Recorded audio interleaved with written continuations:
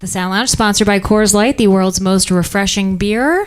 And let's talk about Quarter Past Midnight. Cool. Where did that song come from? My brain. End of last year, the album had kind of started coming together, and I took a week and a half in our studio. I normally work with this guy Mark Crew, who's like one of my best mates, and we've co-produced all of the Bastille music so far.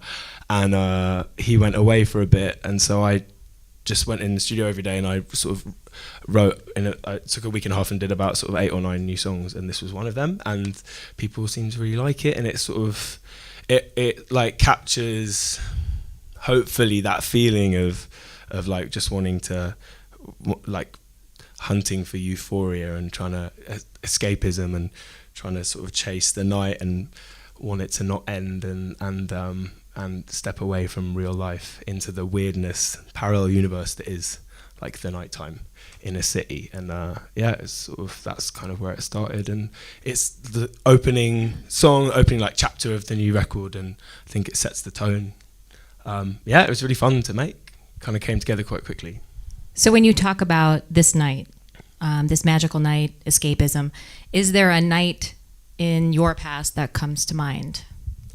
They all kind of blur into one in like the nicest possible way. No, Sure. it's sort of, I think the album is kind of using, it's not, it gets sort of loosely set over a night, but it's more like notionally those points and those kind of heightened emotions that you sort of find that come to life on nights out. And it's kind of using the idea of the night as like a vehicle to talk about lots of other things.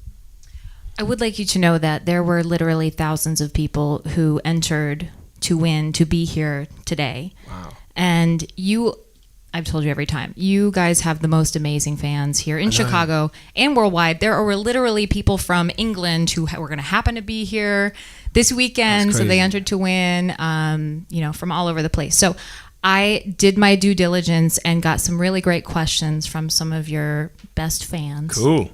I mean, you're all his best fans. So specifically, Tyler wants to know, Quarter Past Midnight doesn't seem like the usual despondent undertones. And It's there. There's a line about like, why are we trying to throw our lives away? Like, it's not, Sure. You barely scratch the surface, and it's like full emo. Like, it's not. I know on the surface it's like a bit more cryptic than other ones because it really sort of does sound optimistic, but it's not. Okay. Well, that's the question was. I mean, it's like someone who's excited and wants to throw themselves into a night, but it's still got a lot of baggage. Like it's all going to go wrong in just in any minute, probably in the second song. It's all going to go south. Yeah. So the question, could LP3 potentially be an uplifting album, or Fuck is no. the depressing stuff? Sorry to cut you off. No, that was Sorry, it. Tyler. You just totally covered it. But yeah, no, it's not. Of course, it's depressing as hell. Danielle wants to know what it's like having One-Eyed Jack as your own studio, and how has that impacted the production of the upcoming album compared to the process on the road, like the last two. I wrote a lot of these songs on the road, a bunch of them. So, but it was just really nice. I guess for me, like our first album was kind of a bedroom record made on a laptop, and we'd always worked in this tiny little basement studio. So it's quite nice having a window this time around. I mean, the view's horrible, but it's got a little bit of vitamin D coming through. What's the view? Like a car park, and then like a power station. Can you imagine making porns with that view? Because I mean, it's the same. No. Just curious. Can you? I like how you just gave me the finger as well. Oh, I didn't. Fuck you.